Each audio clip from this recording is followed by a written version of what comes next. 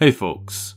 The Legend of Zelda series has had a massive impact on the video game industry. Being a series that started back in 1986 and still going stronger than ever today, it's rightfully earned its place, and is one of Nintendo's biggest series and sellers. Today, we've got the likes of the latest games, Tears of the Kingdom and Breath of the Wild, breaking sales charts across the world. But before these revolutionary games stood, there was another Zelda game that not only broke sales records, but revolutionized not only the Zelda series, but the video game industry. That game is The Legend of Zelda: Ocarina of Time. An absolutely amazing game. The highest rated video game on Metacritic and scored perfectly by Famitsu. And it was released in 1998. That's right, a Nintendo 64 game that was released over 25 years ago is to this day rated higher than games like Breath of the Wild, Skyrim, GTA 5 and many other well-loved games. It's also a very big fan favourite within the Zelda community, with many fans still preferring it to more modern titles like the most recent two, but also other brilliant Zelda games like Twilight Princess, The Wind Waker and Majora's Mask. But just what earned Ocarina of Time this mighty status as a video game, as well as the reasons that we probably won't ever see a game like this ever again. Be sure to go and grab yourself a delicious snack and drink, folks. Like and subscribe if you haven't already, and let's get into why we will never see a game like Ocarina of Time ever again. First things first, I owe a shout out to my good friend Johnny Law for inspiring this video. He made an excellent video about why we'll never see movies like the Lord of the Rings trilogy again, and that video inspired me to make this one, with my own twist and of course being focused on Zelda. Link below. Out of all of the Zelda games, none have been as important for the development of the series as Ocarina of Time. The likes of Breath of the Wild did take a massive leap for the series, taking the 3D games into the open world setting, which was in its own right a massive development. However, Ocarina of Time changed the game. Not the video game, but the video game industry game. Prior to the release of Ocarina of Time, the Zelda series was purely a 2D top-down series. It had titles such as the first two Zelda games on the NES, A Link to the Past on the SNES, and Link's Awakening on the Game Boy. The series was starting to find its own formula. A Link to the Past really set down the foundations for the format of taking on dungeons in a certain order, something big in the story happening, and then taking on more, even more difficult dungeons, as well as really developing the use for items throughout.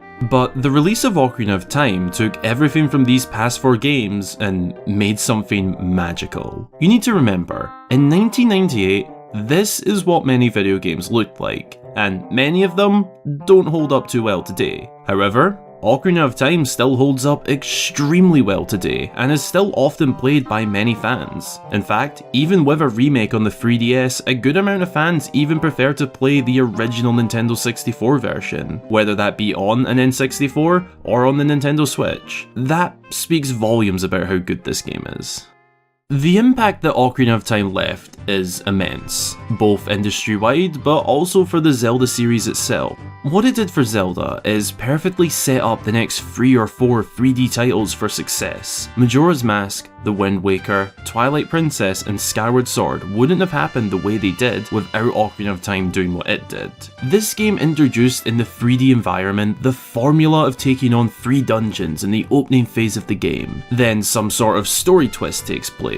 In the case of Ocarina of Time, this was Link getting the Master Sword, but at the cost of Ganondorf sneaking his way into the Sacred Realm, taking over Hyrule whilst Link enters a 7-year slumber. The second phase of the game then takes place 7 years in the future, a Hyrule under the rule of Ganondorf. We then take on a further 5 dungeons in order to reach the final challenge, and 99% of this is in a linear progression story, creating what would become the Zelda formula for future games. This same format is seen in those previously mentioned other 3D Zelda games, and even the 2D games that came out afterwards. Of course, each has their own unique twist to it, such as Majora's Mask only having 4 dungeons and more focus on side quests than others, but that game was also created within a very tight time frame due to the success of Ocarina of Time.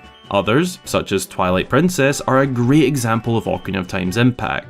Many consider this game to be a sort of more modern version of Ocarina of Time. It has the same 3 elemental opening dungeons, a big significant story twist, and then a further 5 dungeons which leads us to the final challenge. Twilight Princess is also the next game in chronological order following Ocarina of Time.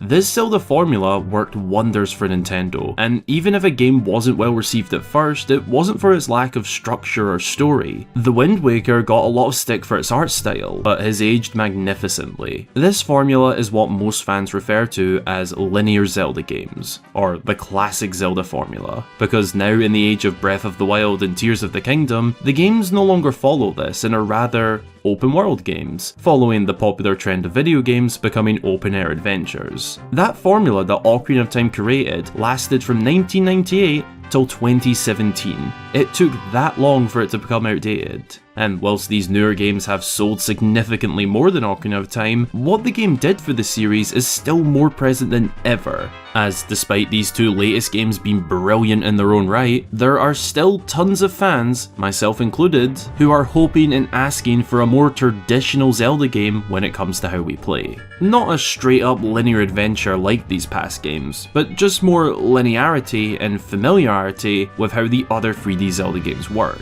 A bit more of what made them great. That is the impact and effect of Ocarina of Time. Even with these massive open world Zelda games with an endless amount of time to play on, a large majority of Zelda fans still find themselves wanting a bit more of that good old fashioned Zelda formula. And it's not really nostalgia. Sure, the stories themselves might be, but this formula is not. The formula is truly brilliant, and that is what I mean when I say I don't think we'll ever see a game as impactful as Ocarina of Time, and what it has done for the series, never mind the whole industry. I can't even think of another video game series where fans want more of what a game released in the late 90s had compared to the modern games of today. That is how significant Ocarina of Time is, and that's just me talking about how it's impacted the Zelda series. In terms of the video game industry as a whole, Ocarina of Time is often praised for introducing or popularising mechanics such as lock-on targeting, and the way you can move in combat. Prior to this game, most video games just had you approach enemies and try to attack them. Ocarina of Time popularised a system where, as the player, you could lock onto your enemy and have a much more engaging battle, as well as lock onto NPCs to have discussions. It just made everything a bit more engaging, as well as having enemies programmed to make the fights more entertaining, and not just you hacking away. Enemies are programmed to jump when you attack them, creating unique patterns that as the player you must learn and break down in order to overcome the foe. On top of that, it also introduced a new level of enemy intelligence in video games, as if you were to come up against multiple enemies, only one would attack whilst the others waited, avoiding a complete overload and unnecessary difficulty. These are mechanics that went on to be used in pretty much every video game that has combat or NPCs you need to talk to. It's such a seemingly small, standard thing in video games today, but Ocarina of Time was the game to really make this a thing within the industry. Lots of developers even credit Ocarina of Time for helping to make their games better. Video games will continue to innovate and progress. Games such as Skyrim, Red Dead Redemption and GTA are all games that could be considered landmarks for video games. They changed the game massively, and there will continue to be big projects that do this, but I believe that Ocarina of Time has had one of the absolute most impactful developments in the video game industry, particularly in that jump from 2D top-down games to 3D games. A lot of mechanics and features that you probably wouldn't even think of being anything special nowadays were, once upon a time, a big revelation that Ocarina of Time got spot on. It not only took the Zelda series to different levels of success and progression, keeping the series going strong for many years, and even now having a lot of Zelda fans wanting more of that style back, but it also had a massive impact on video games as a whole. That is why we probably won't ever see a game like Ocarina of Time again. A game this impactful for not only its series, but the industry as a whole. But what do you think? Will a feat this big and this impactful ever be seen again in the Zelda series, or video game industry as a whole?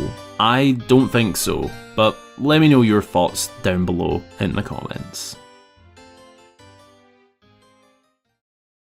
Thanks a ton for watching. If you enjoyed, then be sure to subscribe for more fabulous Zelda content, as well as drop a cheeky wee like down below to help support the video.